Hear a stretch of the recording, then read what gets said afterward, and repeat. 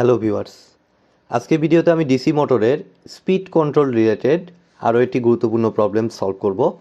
তবে ভিডিওটি শুরু করার আগে আমি অবশ্যই বলবো, যারা আমার চ্যানেলে একদম নতুন তারা আমার প্লেলিস্ট থেকে ডিসি মোটরের উপর আগের বেসিক ভিডিওগুলো একটু দেখে আসুন। বিশেষ করে DC motor speed control related যে ভিডিওগুলো আছে সেগুলো অবশ্যই কিন্তু আপনাদের লাগবে এই ধরনের প্রবলেম অ্যানালাইসিস করার জন্য। তো দেখুন, আমি সরাসরি প্রবলেম সলভ করা শুরু করতেছি। এখানে এটা থেরেজার বইয়ের 30.8 নাম্বার এক্সাম্পল এবং কোশ্চেনটিতে দেখুন বলছে a 220 volt 15 kilowatt 850 rpm shunt motor draws 72.2 ampere when operating at rated condition. The resistances of the armature and shunt fields are 0.25 ohm and 100 ohm respectively. Determine the percentage reduction in field flux in order to maintain a speed of 1650 rpm when armature current drawn is 40 ampere.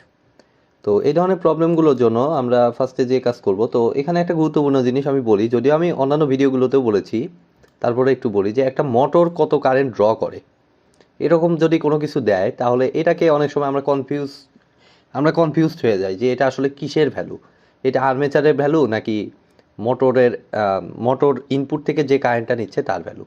তো আমি এর আগেও বলেছি, তারপরও আরেকবার আমি বলছি যে এটা অলওয়েজ কিন্তু আমার হচ্ছে মোটর ইনপুট থেকে যে কারেন্টটা নিচ্ছে, অর্থাৎ লাইন কারেন্ট যেটা, তার ভ্যালু।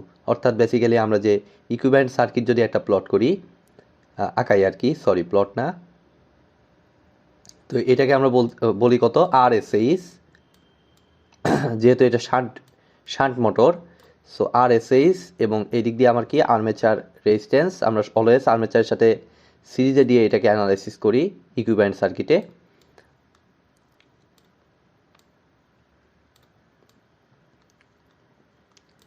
দেন দেখুন এটাকে তাহলে বলতেছি কত RA,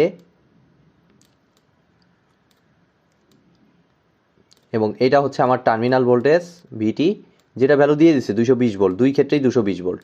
সো আমি এটাকে সেফলি 220 ভোল্ট ধরতে পারতেছি। আর এই এটা আমার ভেরিয়েবল জিনিস, দুই ক্ষেত্রে দুই রকম ভ্যালু, ইবি এটা ব্যাক ইএমএফ মোটরের ক্ষেত্রে অবভিয়াসলি। আর এখানে যে 72.2 অ্যাম্পিয়ার দিছে সেটা বেসিক্যালি এই কারেন্টটা, অর্থাৎ ইনপুট থেকে যে কারেন্টটা সে নিচ্ছে, ড্রস মানে হচ্ছে নেওয়া। এখানে যদি ড্রস না থেকে যদি টেক্সও থাকতো তাও এটার ভ্যালু এইটাই হইতো, ঠিক আছে। সো এটা কিন্তু ইম্পর্টেন্ট। তো আমি বুঝতে পারলাম যে এই জায়গায় কারেন্টটা আমার 72.2, বাট আমার লাগবে হচ্ছে এই ফার্স্টে হচ্ছে আমি সবসময় কমন ওয়েতে ম্যাথগুলো করার চেষ্টা করি, তো সবগুলোই কিন্তু আমি এই একটা ওয়েতেই করতেছি যে প্রথমে ডাটা যাই দেয়া থাক আমরা চেষ্টা করি ইবির ভ্যালুটা বের করার। সো সেটার জন্য আমার ফার্স্ট অফ অল লাগবে আই এর ভ্যালু, এই যে এই আইএ। তো আইএ তো সরাসরি দেয়া নাই, আমাদের দেয়া আছে এই যে এই কারেন্টটা দেয়া আছে। তো আমার বেসিক্যালি যে কাজটা করতে হবে, এইটা থেকে আমাদের শান্ট কারেন্টটাকে মাইনাস করে দিলেই আমরা কিন্তু আইএ ভ্যালুটা পেয়ে যাচ্ছি, ঠিক আছে। এটা হচ্ছে আমার শান্ট কারেন্ট। তো শান্ট কারেন্টেরও দেখুন ডাটা দেয়া আছে, তাইলে দেখুন আমরা আই এর ভ্যালু, অর্থাৎ প্রথম ক্ষেত্রে আই এর ভ্যালুটাকে আমরা মনে করলাম আইএ, এটার ভ্যালুটাকে আমরা বলতে পারি কত, IA1 বললাম আর কি, ঠিক আছে। IA1টা বেসিক্যালি হচ্ছে কত, ইনপুট থেকে কত নিয়েছিল 72.2 অ্যাম্পিয়ার, ফাইন। তাহলে 72.2 সেখান থেকে মাইনাস করে দিব কত, যতটুকু কারেন্ট বাইপাস হয়েছে, অর্থাৎ ফিল্ড দিয়ে যত কারেন্ট গেছে সেইটাকে যেহেতু মূল কারেন্ট এটা, তার থেকে এই পথ দিয়ে বাইপাস হয়েছে, তাহলে বাকি কারেন্টটা এই দিক দিয়ে যাবে, যেটা আমার লাগবে IA1। তাহলে IA1টা, তাহলে এই কারেন্টটা আমরা কি বের করতে পারি? অবশ্যই বের করতে পারি। দেখুন এই রেজিস্টরের অ্যাক্রসে টার্মিনাল ভোল্টেজটা আমার জানা আছে 220, তাই 220 ডিভাইডেড বাই ওই রেজিস্টরের ভ্যালুটাও আমার জানা আছে। কত রেজিস্টরের ভ্যালুটা আমার দেখুন দেওয়া আছে কত, 100 ওহম। তাহলে এখানে 100 ওহম দিয়ে দেবো।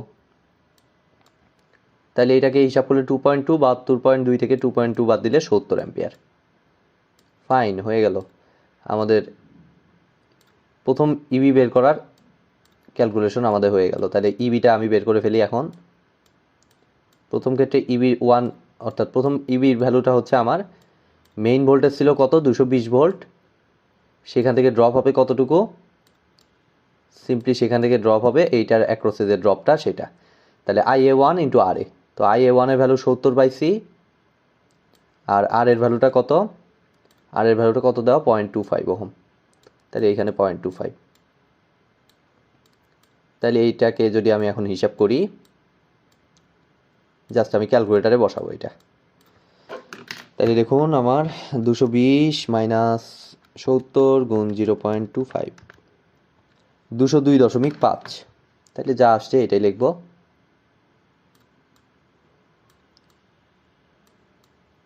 $202.5 ভোল্ট। ফাইন, আমরা এটা পাইলাম। এবার আমরা দেখব EB2 অর্থাৎ দ্বিতীয় কন্ডিশনের টার্মিনাল ভোল্ট ব্যাক ইএমএফটা কত। তো এর জন্য মনে হয় আমার সব ডাটাই দেয়া আছে, তাই সেফলি আমি EB2টা আগে বের করে ফেলি। তো টার্মিনাল ভোল্টেজের তো আর চেঞ্জ নাই, ঠিক আছে, যেহেতু আমি ফ্লাক্স কন্ট্রোল মেথড ইউজ করব। ফ্লাক্স কন্ট্রোল মেথডেরই ম্যাথ করতেছি, আর কোথাও বলেও নাই। মেইন কথা হচ্ছে কেন আমার টার্মিনাল ভোল্টেজ চেঞ্জ হবে, কোথাও তো বলে নাই যে টার্মিনাল ভোল্টেজ আমার চেঞ্জ হবে। সো আমি 220 ভোল্ট সেফলি এটাকেই ধরবো। তাই 220 মাইনাস কত, দ্বিতীয় ক্ষেত্রে আর্মেচার কারেন্ট দেখুন আমার দেয়া আছে 40 অ্যাম্পিয়ার, তাহলে এইটাকে অ্যাকসেপ্ট করব। তাই 40 গুণ আমার কত, রেজিস্ট্যান্স কত, রেজিস্ট্যান্স তো ওইটাই, রেজিস্ট্যান্সেরও কোনো চেঞ্জ নাই যেহেতু সেম মোটর দিয়ে কাজ করতেছি। সো আর্মেচার রেজিস্ট্যান্স একই থাকবে। তাই 40 ইন্টু 0.25 10 আসে 210 ভোল্ট। এটা শর্টকাটে আমি হিসাব করলাম আর কি। 0.25 মানে 4 ভাগের 1 ভাগ, তাহলে 4 ভাগের 1 ভাগ 40-এ 4 ভাগের 1 ভাগ মানে 10, 220 থেকে 10 বাদ দিলে 210 volt. What ever, EB1 EB2 পাইলাম। আর দেখুন আমরা ক্লিয়ারলি দেখতে পাচ্ছি স্পিডটার ভেরিয়েশন, এই যে 850 আর 1650। সো আমি N1 এর ভ্যালুটা ধরতে পারি 850 RPM,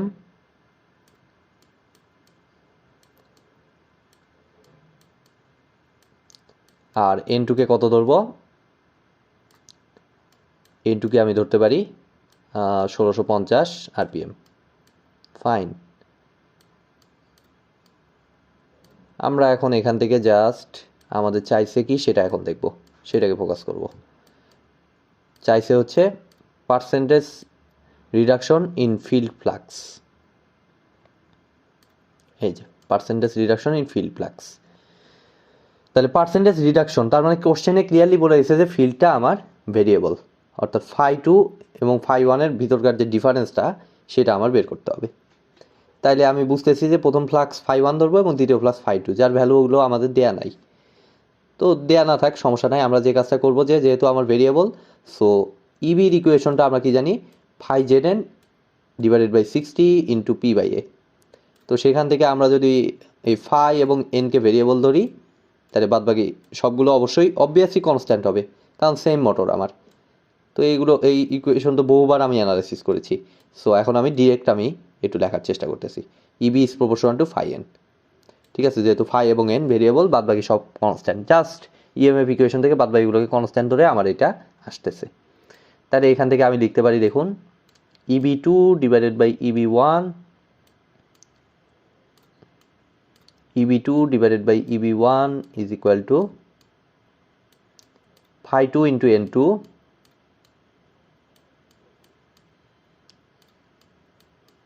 divided by φ1 into N1।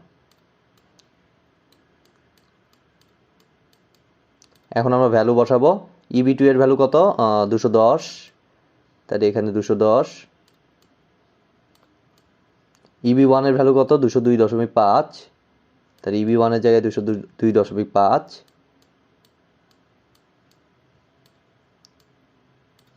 আর φ2 এবং φ1 আননোন, সো এটা যা আছে তাই রাখবো আপাতত। আর N2 ভ্যালু কত, এটা উপরে 2 এটা। আর N2 ভ্যালু হচ্ছে আমার কত, 1650, সো এটা 1650 বসাচ্ছি।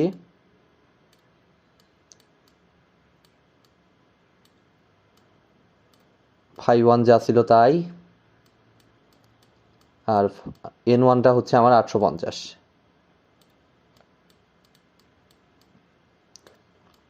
তাহলে φ2 φ1 যেহেতু আননোন, এটা নিয়ে আমরা খুব একটা কেয়ার করবো না, আমরা φ2 φ1 এর রেশিওটা এখান থেকে বের করব, দেন বাদবাকি জিনিস আপনা আপনি বের হয়ে আসবে।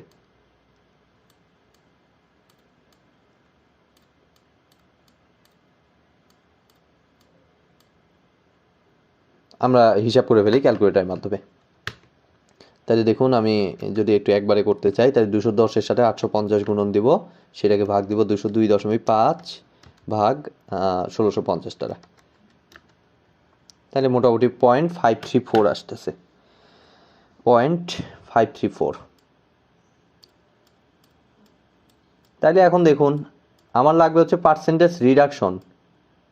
তাহলে শুরুতে ইনিশিয়াল ফ্লাক্স ছিল আমার φ1, তাহলে পার্সেন্টেজ রিডাকশন মানে হচ্ছে φ1 মাইনাস φ2 ডিভাইডেড বাই φ1। ঠিক আছে, এতটুকু ফ্লাক্সের আমাদের রিডাকশন হবে।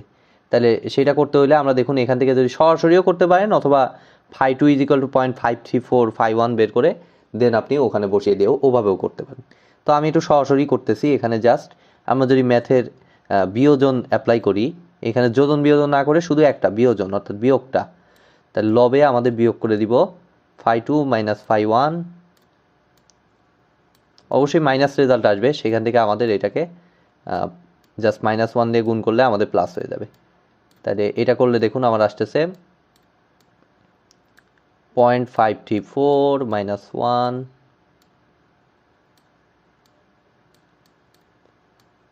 ডিভাইডেড বাই 1ই, তাই না? নিচে তো 1 আছে, যা আছে তাই, যেমন এখানে φ1 ছিল φ1ই থেকে গেছে, এখানেও একইভাবে নিচে 1 ছিল 1ই থেকে যাবে। তাহলে এখান থেকে আমরা যে কাজটা করব, এরপরে আমরা আমাদের যেহেতু পার্সেন্টেজ রিডাকশন মানে হচ্ছে basically φ1 minus φ2 divided by φ1, so এটা বানাইতে হলে আমার এটাকে -1 দ্বারা গুণ করতে হবে। আর এটাকে যদিও পার্সেন্টেজে নিতে হলে আমার 100 দ্বারা গুণন করতে হবে, সো আমি একবারে 100 দ্বারাই গুণ করে দিব। তাহলে -1 দ্বারা উভয় পক্ষে গুণন করে দিচ্ছি। এখন এত by φ1 is equal to just -1 দ্বারা গুণ করলে এই 1 মাইনাস 0.534 আসে, তাহলে সেটাকে একবারে 1 মাইনাস 0.534 দিলাম 0.4657, সেটাকে 100 দ্বারা গুণন দিব। তাহলে 46.576%, মানে 46.6% বইতে অ্যান্সার লেখা, সো আমি এটাকেই নিয়ে নিলাম। তাহলে পার্সেন্টেজ রিডাকশন, ফ্লাক্সের পার্সেন্টেজ রিডাকশন হচ্ছে 46.6%, এত পার্সেন্ট ফ্লাক্স হয়ে যাবে। ঠিক আছে, এত পার্সেন্ট ফ্লাক্স কমে যাবে, এটা দ্বারা আমি বুঝতেছি। তো এই ছিল মোটামুটি আজকের প্রবলেমের সলিউশন। তো আজকের মতো ভিডিওটি এ পর্যন্তই। ভিডিওটি যদি ভালো লেগে থাকে অবশ্যই ভিডিওটি একটি লাইক দিবেন, বন্ধুদের সাথে বেশি বেশি শেয়ার করবেন, আর চ্যানেলে নতুন হয়ে থাকলে অবশ্যই চ্যানেলটি সাবস্ক্রাইব করবেন। ধন্যবাদ।